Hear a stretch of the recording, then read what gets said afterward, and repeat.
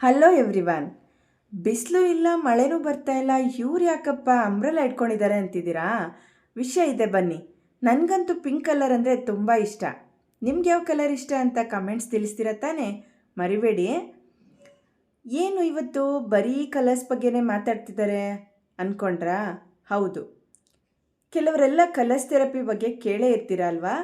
ಕೆಲವೊಂದು ಕಲರ್ಸ್ನ ನೋಡ್ತಾ ಇದ್ದರೆ ಕಣ್ಣಿಗೆ ತುಂಬ ಆನಂದ ಅನಿಸುತ್ತೆ.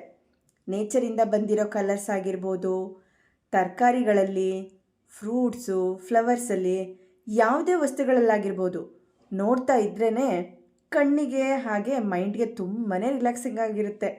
ಮೇ ಬಿ 99% ಪೀಪಲ್ಸ್ಗೆ ಹಾಗೆ ಅನಿಸುತ್ತೆ. ಅದ್ರಲ್ಲಿ ನಂದು ಒಂದು ಜೀವ ಕಣ್ರಿ.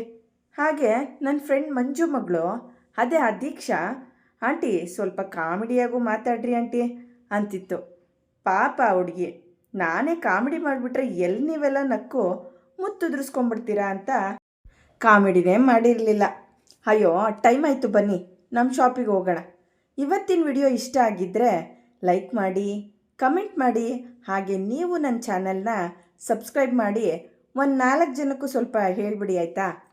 ಚೆನ್ನಾಗಿ ಊಟ ಮಾಡಿ, ಹೆಲ್ದಿಯಾಗಿರಿ, ಸ್ಮೈಲ್ ಅನ್ನೋ ಟ್ಯಾಬ್ಲೆಟ್ ತೊಗೊಂಡು ಆರಾಮಾಗಿ ನಿದ್ದೆ ಮಾಡಿ. ಎಲ್ರಿಗೂ ಕಲರ್ಫುಲ್ ಹ್ಯಾಪಿ ನ್ಯೂ ಇಯರ್ ಕಣ್ರಿ. ಮುಂದಿನ ವರ್ಷ ಸಿಗೋಣ. ಬಾಯ್.